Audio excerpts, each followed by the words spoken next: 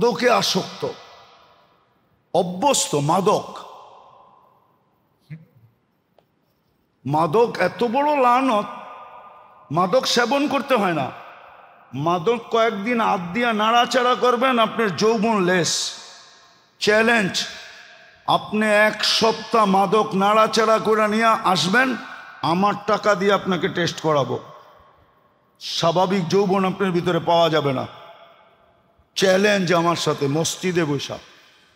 মাদক যে নাড়াচাড়া করে ওরও যৌবন লেস, মাদক যে বহন করে ওরও লেস, মাদকের যে ব্যবসা করে ওরও লেস, মাদক যে সেবন করে ওরও লেস, মাদক যে দেশে ঢুকায় ওরও যৌবন লেস। চ্যালেঞ্জ আমার সাথে, নিয়ে আসেন, আমার পয়সা দিয়ে দুনিয়ার যেইখানে টেস্ট করাইতে বলবে আমি করাই দেব, কিন্তু স্বাভাবিক যৌবন পাবেন না ওর ভিতরে। কারণ এটা আল্লাহর লানত, এটা পুরাটাই হইল লানত। কি? যদি আপনি না মানেন তো হাদিস দিয়ে দিই। হাজিরা যখন আরাফার থেকে মুজদালিফায় আসে পায়ে হাইটা, তখন আল্লাহর রসুল একটা জায়গা নির্ধারিত আছে, ওয়াদি মুহাসসার, ওইখানে আসলে দ্রুত হাঁটতে হয়, দৌড়ে পার হয়ে যেতে হয়। সাহাবারা দৌড়ে পার হইছে, আল্লাহ রসুল বসে দ্রুত পাড়ো, কেননা এখানে আল্লাহর আযাব আসছিল। ধীর গতিতে ওই আযাবের আসর তোমাদের শরীরে লাগতে পারে, ক্রিয়া লাগতে পারে। হাজারো বৎসর আগে, কত হাজার বৎসর আগে আযাব আসছে, ওটার ক্রিয়া যদি এখনো থাকে তো মাদক তো 100% লানত, 100% লানত। হয়তো শুরুতে আপনি দেখতেছেন 100 টাকার ডাইল বেচলেই 500 টাকা, পার বোতলে 400 টাকা দেখতেছেন আপনি। রাগ হয়েন না, কিন্তু বুঝানোর দায়িত্ব এই জন্য মনে উঠলো, বুঝাইয়া দিতেছি। আপনি দেখতেছেন 100 টাকার ডাইল বেচলে 500 টাকা, 400 টাকাই লাভ। হ্যাঁ, ডেলি 10 বোতল বেচতে পারলেই 4000 টাকা, ঠিক না? হ্যাঁ, এক মাসে 1,20,000 টাকা। টাকা খায় কে, ঠিক না? হ্যাঁ, এটা লেখা রাখেন, ওয়াল্লানাতু তাবলুগু সাবআম মিনাল ওয়ালাদ।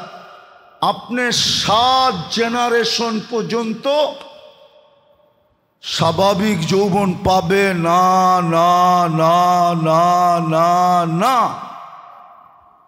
আপনি 7 জেনারেশন স্বাভাবিক যৌবন পাবে না। চ্যালেঞ্জ, 7 জেনারেশন পর্যন্ত আপনার স্বাভাবিক যৌবন পাবে না। নাড়াচাড়া করেন আর ব্যবসা করেন, যে মাদকের সাথে সংযুক্ত। যদি হয়ে থাকেন তওবা করেন মনে মনে, মনের তওবাও কবুল। আমার যাইতে হবে একটা প্রোগ্রামে, তারপরও লম্বা করতেছি, লম্বা হয়ে যেতেছে। মুসা আলাইহিস সালাম দোয়া করতেছিলেন, কালিমুল্লাহ, আল্লাহ ওহী পাঠাইছে, মুসা দোয়া কবুল হবে না। বলছে কেন? বলছে এই কর্মের এক ব্যক্তি এখানে আছে, ওরে উঠা যেতে বলো। নাম বলেন না, এই কর্মের এক ব্যক্তি আছে। মুসা আলাইহিস সালাম এলান করছে, ভাই এই কর্মের কে আসিস, ওঠ এখান থেকে, তোর জন্য পুরো জাতির জন্য দোয়া কবুল হইতেছে না। এখন উঠলেই তো ধরা, ঠিক না? কি? উঠলেই তো সিল, ঠিক না? উঠলেই তো ট্রেডমার্ক, ঠিক না? সবাই চিনা লাইব। হ্যাঁ, তো বয়া বই বলতেছে, আল্লাহ কর্মটা তো বইলা দিলেন, নামটা তো বললেন না, কমসে কম এতটুকু তো এখনো লুকায় রাখলেন। আমি মনে মনে তওবা করলাম, বাস দোয়া কবুল হয়ে গেছে। মুসা আলাইহিস সালাম জিজ্ঞেস করতেছে, এইটা কেমন কাহিনী? একটু আগে কইলেন দোয়া কবুল হইব না, এই কর্মের লোক বয়ে রয়েছে, আরে উঠায় দাও, আবার দোয়া কবুল করলেন। তা আল্লাহ বলতেছে, মুসা ওরার আমার ব্যাপার ছিল, চুপে চুপে সন্ধি কইরা ফেলছে, চুপে চুপে সন্ধি কইরা ফেলছে। আপনিও যদি হন তওবা করেন, তওবা করেন, তওবা তওবা করে ফেলেন। মাদকের সাথে যদি কোনো রকম সম্পর্ক থাকে। তৃতীয় হলো চতুর্থ যেই ব্যক্তি জিনায় অভ্যস্ত, তওবা করেন, সর্ব ধরনের জিনার থেকে আল্লাহর কাছে তওবা করেন। আর পঞ্চম হলো এইখানের কথা ওইখানে লাগানো। এটা বোঝেন? এটা আমাদের খুব অভ্যাস, ঠিক না? এইখানের কথা কি, এইখানের কথা ওইখানে লাগানো। তওবা করেন, গুনার থেকে তওবা করেন। আজকে ইনশাআল্লাহ মাপের রাত্র যদি চাওয়ার মতো চাইতে পারি তাহলে দিবে। এই জন্যই তো কবি বলে, মাংকে তো দেখ, झूली ना भर दूं तो फिर कहना, दामान भर ना दूं तो फिर कहना। अरे চায়া তো দেখ, মাপ যদি না করলাম তারপরে বলিস। আজকে চাওয়ার রাত্র, নিজেকে দামি বানানোর রাত্র। ইনশাআল্লাহ কোরআন ডেলি একবার চুমা দিবেন তো? পাক্কা? কে কে চুমা দিবেন? দৈরা শুধু না, পারবেন না? কোরআন চুমা দিতে লজ্জা লাগে?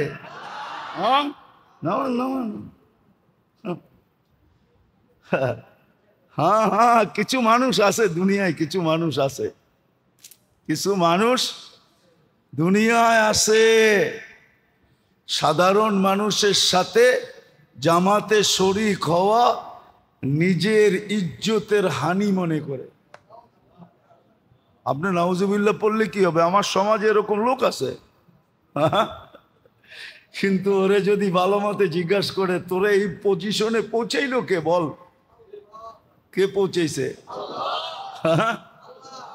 না, ও এটাও স্বীকার করবে না। আপনি না বলতেছেন আল্লাহ, ও এটাও স্বীকার। আছে আছে আছে। হেদায়েত বড় জিনিস, কিন্তু বুঝ বড় জিনিস, সত্যের বুঝ বড় জিনিস। নাইলে ফেরাউনের জাদুঘররা বলতো না। ফেরাউন বলছিল, বাড়া করে আনলাম আমি, অগ্রিম পেমেন্ট করলাম আমি, আমার না কবলা আদা নাবি, আমারে নাচি গিয়ে ইমান আইনা ফেললি, আমাকে না জানে ইমান আইনা ফেললি। শাস্তি কি জানিস? উল্টা হাত পাও কাটবো, আবার শুলিতেও চড়াবো। তো জাদুঘররা বলছে, ফাকদিমা আন্তা কাদ, যা মনে চায় তা কর। আমরা সত্য বুঝা ফেলছি, সত্য যদিও তুমি বুঝো নাই, কিন্তু আমরা সত্য বুঝা ফেলছি যে মুসা আলাইহিস সালামেরটা সত্য না আমাদেরটা সত্য। আমাদেরটা তো চোখের দাদা ছিল, আসলেতেই রশি ছিল, আর মুসা আলাইহিস সালাম এটা বাস্তব সাপই ছিল। এই জন্য এক লোকমা আমাগোটা খায়া ফেলছে, সব বেনিশ করে দিছে। এই জন্য মেরে দোস্ত বোঝেন, কাজে লাগান, কোরআনকে ডেলি চুমা দেন, মসজিদের সাথে ঘনিষ্ঠতা পয়দা করেন, উম্মত নবীর ইউনিফর্ম আদর্শ নিজের জীবনে বাস্তবায়ন করেন। মুসলমান বুক ফুলায়া পরিচয় দেন, ইসলামের ছাপ লাগান, যাতে ইসলাম মুসলমান মনে হয় আপনাকে, মুসলমান মনে হয় আপনাকে। নাইলে ভাবছেন আপনি ইসলাম ছেড়ে দিয়ে আরেকজনকে খুশি করবেন? ওই দিকে আর গেলাম না। ওই দিকে গেলে আমরা চোখে আঙ্গুল দিয়া দেখায় দিতে পারি, চোখে আঙ্গুল দিয়া দেখায় দিতে পারি, আপনাকে যুক্তি তর্ক দিয়া হার মানায়া দিতে পারি। যতই আপনি রঙে রঙিন হন না কেন, ওদের কাছে কোনোদিন আপন হতে পারবেন না। আপন যতদিন স্বার্থ আছে আপনাকে আপন মানবে, বা স্বার্থের চুল পরিমাণ এদিক ওদিক করলেন, হ্যাঁ ওরাই আপনাকে ছক্কা মারবে, ছক্কা।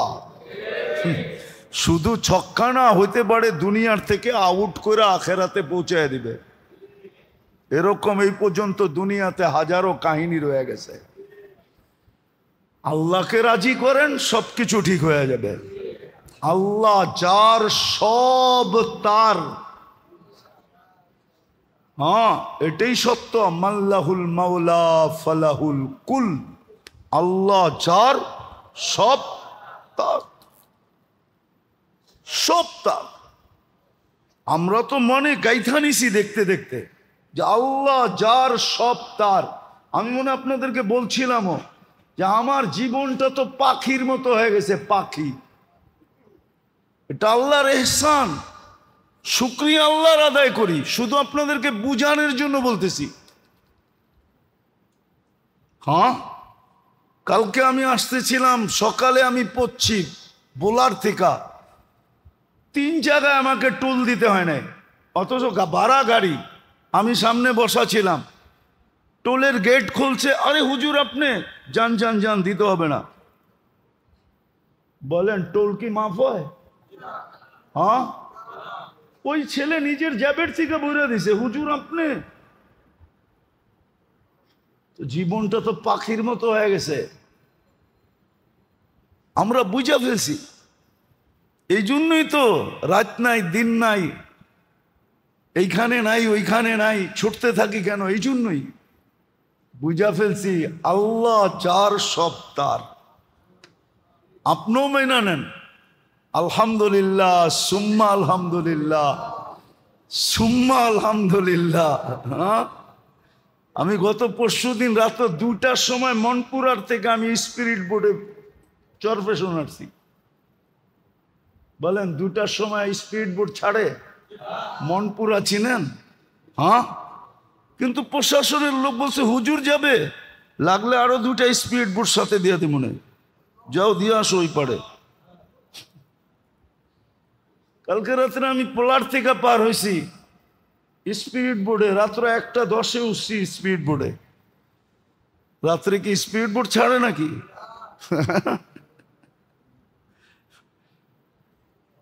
সংস্থার লোক দাঁড়ানো ছিল, হুজুর যাবে, জলদি উঠাও জলদি, দিয়ে ওই পারে। আমার লোকে আরেকজন পার হয়েছে যে পারই হইতে পারতো না, সারা রাত্র বসে থাকতে হইতো।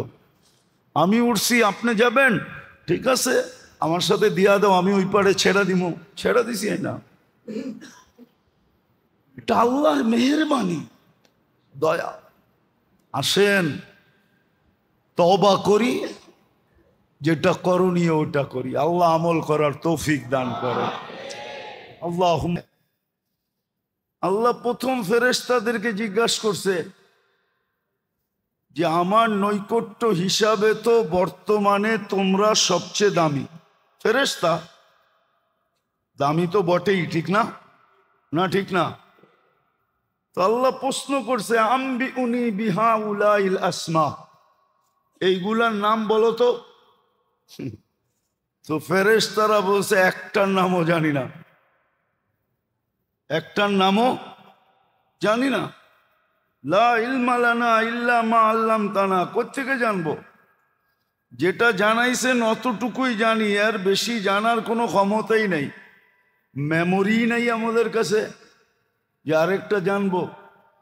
তো আল্লাহ আদম আলাইহিস সালামকে বলছে, কোরআন কোরআন আদম আলাইহিস সালামকে বলছে তুমি বলো, তো উনি ফটফট সব বলে দিছে। হ্যাঁ তো আল্লাহ প্রমাণ করছে যে দেখো, মাত্র তো আইলো, মাত্র তো তৈরি করলাম, দেখো তো সবগুলোর নাম ফটফটায় বলে দিল। আর তোমরা তো কবের থিকা বড় সম্মানী, কিন্তু তোমরা তো বলতে পারলা না। এখন আদমের প্রমাণ হইল কিনা? হ্যাঁ সে যে সৃষ্টির সেরা প্রমাণ হইল না হইল না? প্রমাণটা কে করছে? আল্লাহ প্রমাণ করে দেখায় দিছে যে আমি শ্রেষ্ঠত্ব দিছি সবচেয়ে দামি বানাইছি। আমি প্রমাণও দিয়া দিলাম, তোমরা একটার নামও বলতে পারলা না। আর আদম আলাইহিস সালাম তো সবগুলার নাম ফটফট করে বলে দিল, সব বলে দিল। আল্লাহ বলে এখন তোমরাই বলো শ্রেষ্ঠ হিসাবে সে তোমাদের সেলুট পায় কি পায় না? তো ফেরেশতারা বলে অবশ্যই পায়। ফাসাজাদাল মালাইকা, তখনই এরা ঝুঁকা সামনে ঝুঁকা পড়ছে যে আসলেই তুমি শ্রেষ্ঠ।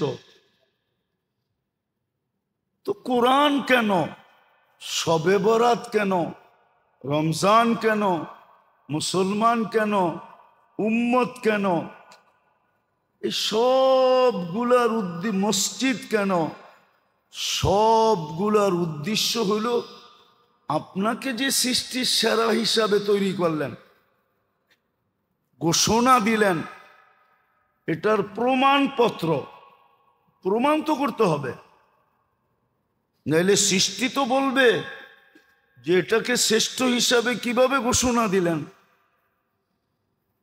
যেমন এক সরকার যায় আরেক সরকার আসে, তো অতীত সরকারের অনেক কিছুই আগন্ত সরকারের কাছে বাহির হয়ে আসে। আমি বুঝানোর জন্য বলতেছি, জাতির সামনে বাহির হয়ে আসে যে এমন ব্যক্তিকেও পদে বসাইছে যে লিখতে গেলে অন্যে লেখে, সে লিখতেই জানে না, ঠিক না? হ্যাঁ, শুধু গানেই গাইতে জানে আর কিচ্ছু জানে না, আছে না নাই? বাস্তব না অবাস্তব? শুধু এটাই বাস্তব। তো আল্লাহ আমাদেরকে সৃষ্টির ভিতরে দামি বানাইছেন, আর দামি হওয়ার প্রমাণ দেওয়ার জন্য, সৃষ্টির সামনে প্রমাণ করার জন্য আল্লাহ আমাদেরকে মুসলমানের ঘরে অস্তিত্ব দিয়েছেন, উম্মতে মুহাম্মদী বানাইছেন, কোরআন দিছেন, মসজিদ দিছেন। আমি এক জুমা আগেও মনে হয় বলছিলাম যে বিত্তশালী লোক সে বিত্তবান এরিয়ায় থাকে, সব জায়গায় থাকে না। অথচ আল্লাহর ঘর সর্ব জায়গায় আছে। আল্লাহর চেয়ে বড় লোক কে? সব তো আল্লাহর থেকে নিয়েই। আল্লাহ কত বড়, তার কালাম কত বড়। আল্লাহ যত বড় তার কালাম তত বড়, চুল পরিমাণও ডিফারেন্স নাই। আল্লাহর কালাম, ওটা কেন আপনার হাতে উঠায় দিবে? হ্যাঁ, লাইলাতুল বারাত কেন আপনাকে দিবে? মুক্তির রাত কেন আপনার জন্য নির্ধারণ করবে? বুঝা গেল এগুলোর পিছনে একমাত্র কারণ যে আমাকে দামি হিসাবে ঘোষণা দিছেন, আমাকে বাস্তবই দামি বানায়া সৃষ্টির সামনে দাঁড় করতে চাইতেছেন, যাতে সৃষ্টি আমাকে শ্রেষ্ঠ মানতে বাধ্য হয়। শুধু বাধ্য না, সৃষ্টি যেন আমাকে মানতে বাধ্য হয় এতটুকু না, বরং সৃষ্টি যেন আমাকে সালাম করতেও বাধ্য হয়। এই জন্য আছে, কিতাবে আছে সুস্পষ্ট। লোক তো আর সব একরকম না, নাইলে দুনিয়াটা টিকতো কি দিয়া। এখনো কিছু লোক আছে যারা জমিনে হাঁটলে জমিন তাদেরকে সালাম করে। হ্যাঁ, জমিন তাদেরকে সেলুট দেয়। হয়তো সে জানে না, জমিন তাকে সেলুট দেয়, জমিন তাকে সালাম করে, জমিন তাকে বলে তুমি কবে আসবে, আমি তোমাকে আপ্যায়ন করব। এবং সুস্পষ্ট খুইলা বলে, তখন তুমি আমার ব্যবহার দেখবে, আমি কেমন ব্যবহার তোমার সাথে করব। দুই ধরনের কথাই আছে। তো সৃষ্টি সালাম দেয়, নাইলে কি করে সম্ভব হইতো আপনি বলেন? পানির ধর্মই হইল তার ভিতরে যে যাবে তাকে ভিজাবে, ডুবাবে। এটাই পানির ধর্ম, ঠিক না? হ্যাঁ, শাহজালাল রহমতুল্লাহ আলাইহি তো জায়নামাজও ভিজল না, সুরমাতে উনি ডুবলো না, বরং পানি ওনাকে ওই পারে লাগায় দিল। এখনো তো যেদিক দিয়ে উনি পার হইছেন ওই চিহ্নটা এখনো রাখা আছে, কিন্তু সবাই চিনে না, সবাই তালাশ করতে যায়ও না, কিন্তু চিহ্ন আছে। চলেন আমার লোকে দেখায় দেব। তাহলে পানির ধর্ম হলো যে ওটার ভিতরে ঢুকবে ভিজাবে, ঠিক না? আর কি করবে? ডুবাবে। শাহজালাল রহমতুল্লাহ আলাইহি জায়নামাজও ভিজে নাই, আর ডোবে নাই তো ডোবেই নাই, বরং জায়নামাজ ওই পারে তাকে লাগায়া দিছে। সাহাবায়ে কেরাম ঘোড়া দিয়া পার হইছেন। কিতাবে তো এটাই লেখা যে বোরার খুরে পানির দাগও লাগে নাই। পানি তো লাগবে দূরের কথা, দাগও লাগে নাই। তো এটাই সত্য, মানুষকে সৃষ্টির ভিতরে সবচেয়ে দামি করে তৈরি করছেন, কিন্তু সৃষ্টির সামনে প্রমাণ দিতে হবে যে এটা দামি কিনা। একটা প্রমাণ তো কোরআন থেকে দেখাইলাম যে আল্লাহ ফেরেশতাদেরকে আদম আলাইহিস সালামের সামনে এনে বললেন যে এই জিনিসগুলোর নাম বলো। ওনারা পারলেন না, আদম আলাইহিস সালাম এক শ্বাসে বলে দিলেন। তো প্রমাণ হইল কি হইল না শ্রেষ্ঠত্বের? তো আল্লাহ আমাদেরকে শ্রেষ্ঠ বানানোর জন্য, দামি বানানোর জন্য নিজেই আবার ব্যবস্থাপনা করে দিছেন, নিজেই ব্যবস্থাপনা করে দিছেন। হ্যাঁ, আছে প্রশাসনের কিছু কিছু সেক্টরে আছে, অল্প শিক্ষা নিয়ে ঢোকে তো সরকারের পক্ষ থেকেই সুযোগ থাকে। তুমি ইচ্ছা করলে চাকরির সাথে সাথে পড়া কমপ্লিট করতে পারো, আবার যখন পড়া কমপ্লিট হবে তখন তোমার র্যাঙ্কও বাড়বে, বিদ্যা অনুযায়ী র্যাঙ্ক বাড়বে। আরও যদি পড়তে চাও পিএইচডি করতে, তো সরকারিভাবে বিদেশে যায় শিক্ষা অর্জন করারও ব্যবস্থা আছে। যান এক এক দেশে, বাংলাদেশের পাবেন চাকরিজীবী, কেউ কানাডায় পিএইচডি করতেছে, কেউ জাপানে করতেছে, কেউ আমেরিকাতে করতেছে, কেউ কানাডায় করতেছে, এন্টার ফ্যামিলি সহ এখানে আছে। হ্যাঁ, ফিরে আসবে কি আসবে না ওটা পরের কথা, কিন্তু সরকারি খরচেই করতেছে। কিন্তু 90% আর ফিরত আসে না। পড়া যখন শেষ, ওইখানের মজা যখন জিব্বায় লেগা যায়, তখন বাস ওইখানেই থাইকা যায়, একটা লেটার এখানে পাঠায় দেয়। এরই হয়। আল্লাহও আমাদেরকে দামি বানানোর জন্য, কেননা আমরা সৃষ্টির ভিতরে সবচেয়ে দামি। আল্লাহই আমাদেরকে ব্যবস্থাপনা করে দিছেন।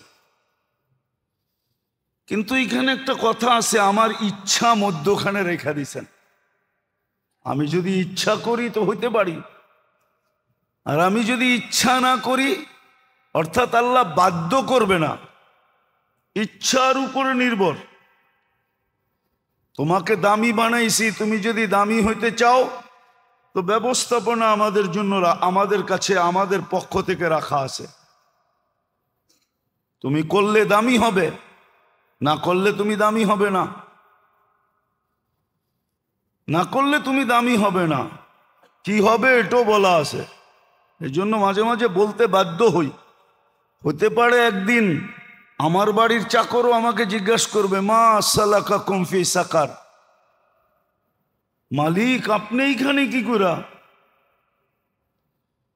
তো ওই দিন মালিক জবাব দিতে বাধ্য হবে, লাম নাকু মিনাল মুসাল্লিন ওয়া লাম নাকু নুতঈমুল মিসকিন।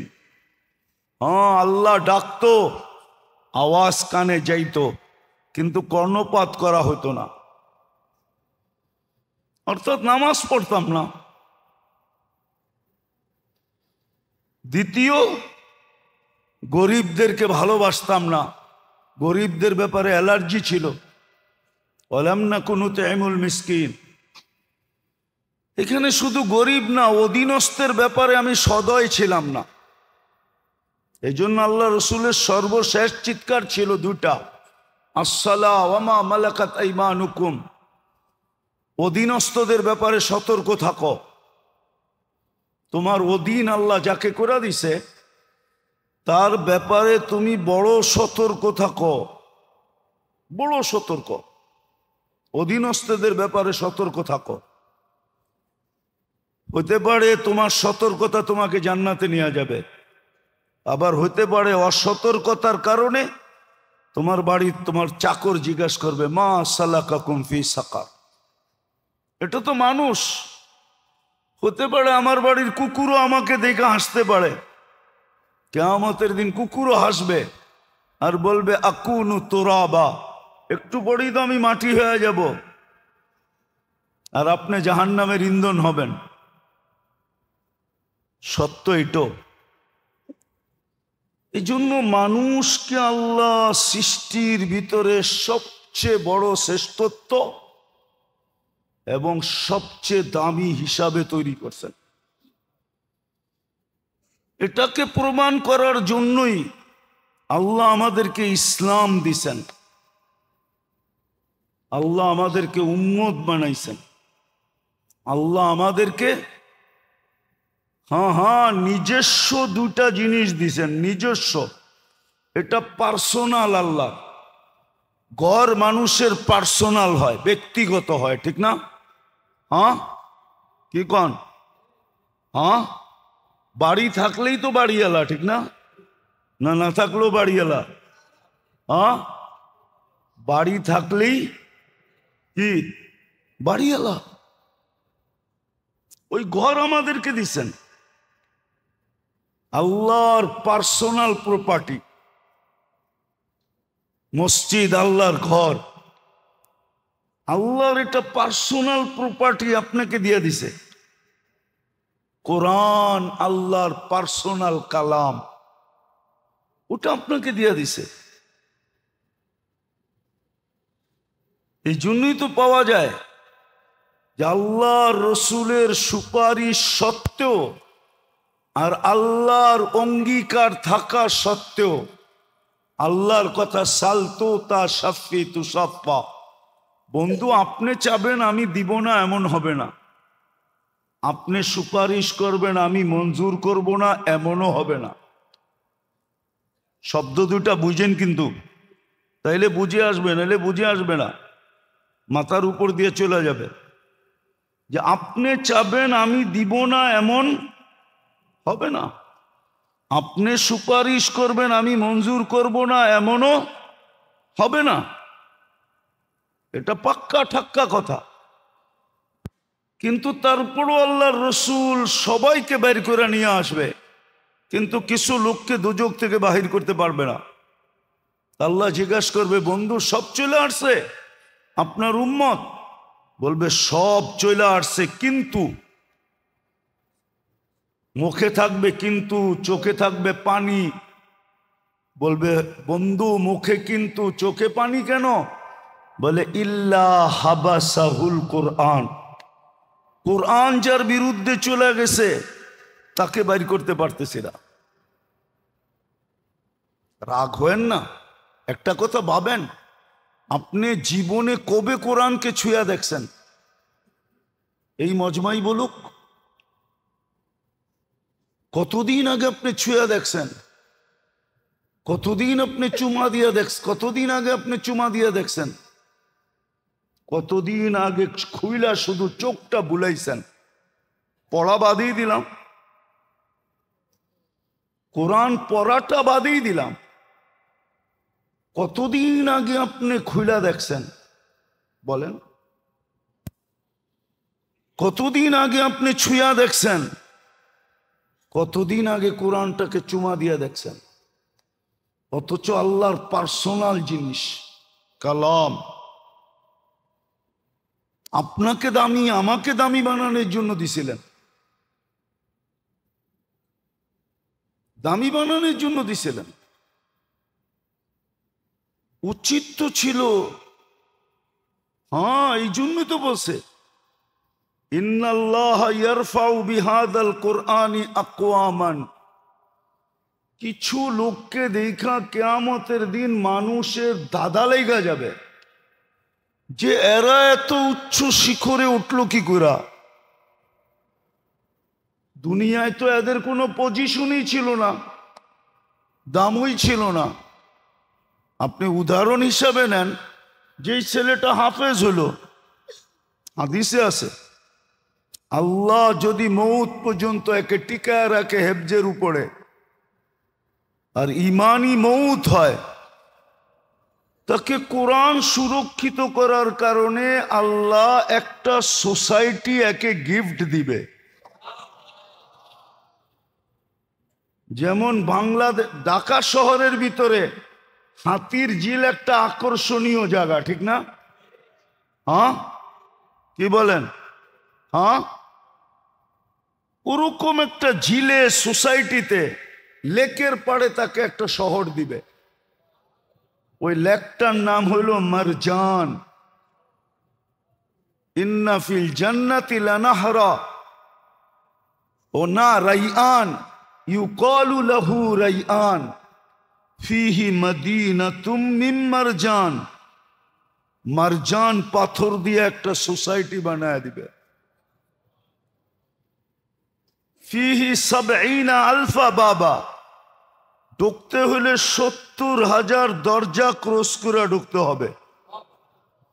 আলা কুল্লি বাবিন ৭০ আলফা মালাইকাতান, প্রত্যেক গেটে ৭০,০০০ ফেরেশতা প্রটোকলের জন্য রেডি থাকবে। যখন সে ৭০,০০০ গেট অতিক্রম শেষ হবে, তো ৪৯০ কোটি ফেরেশতার প্রটোকল আর সেলুট কমপ্লিট হবে।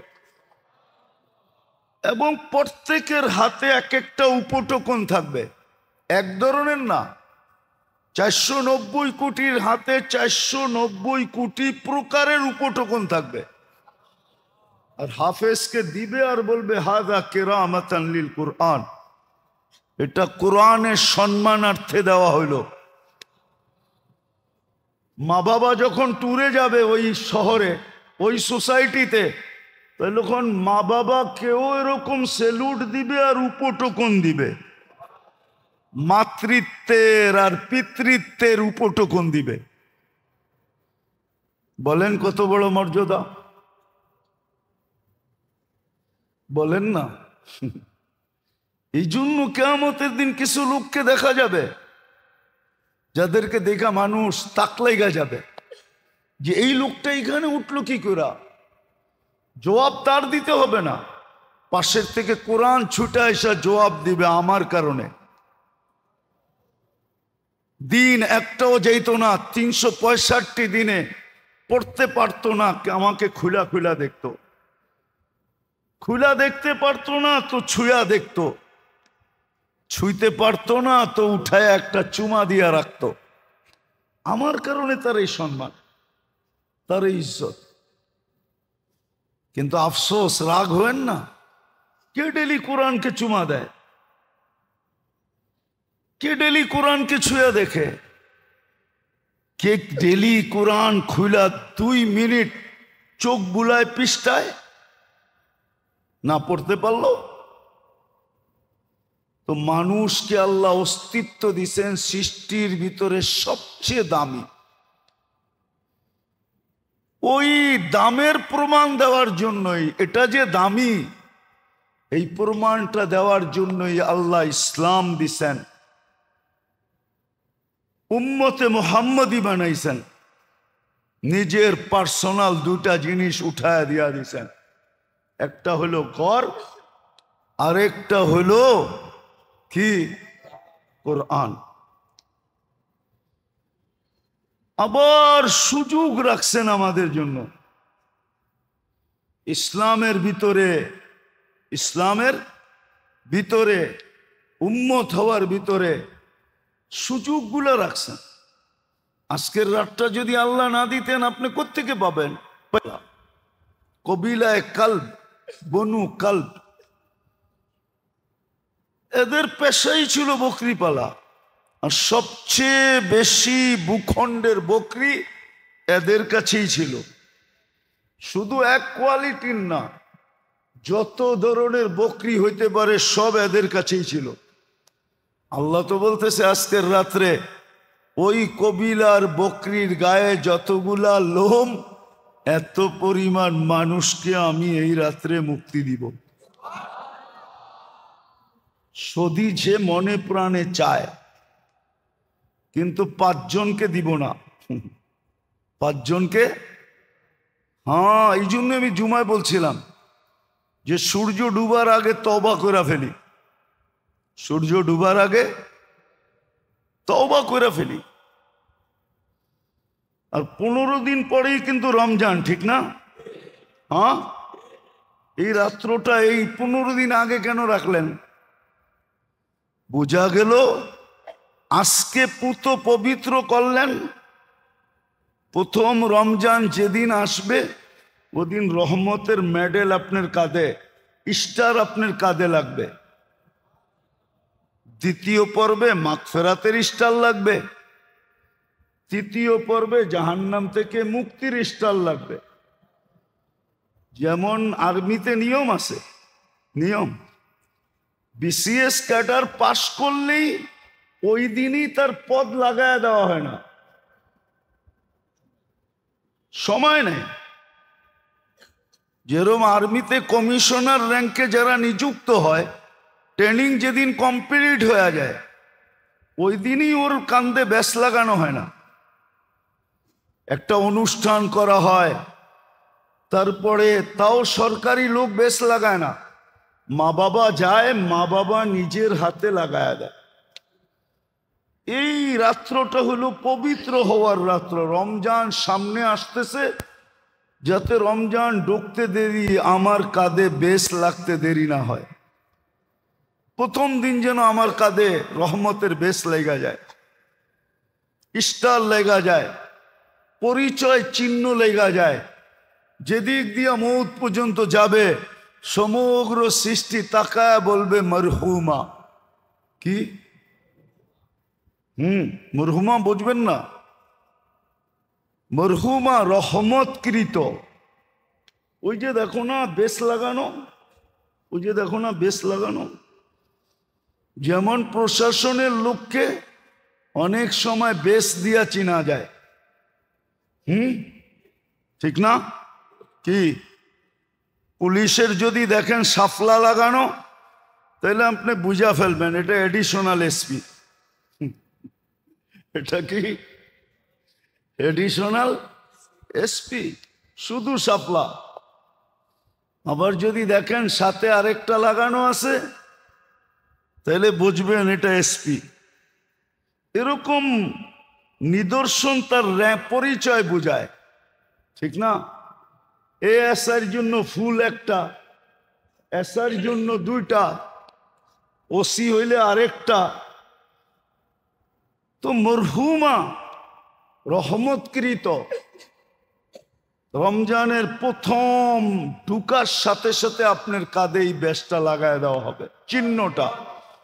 যেদিক দিয়ে যাবেন সৃষ্টি বলবে ওই দেখ দয়াকৃত, রহমতকৃত।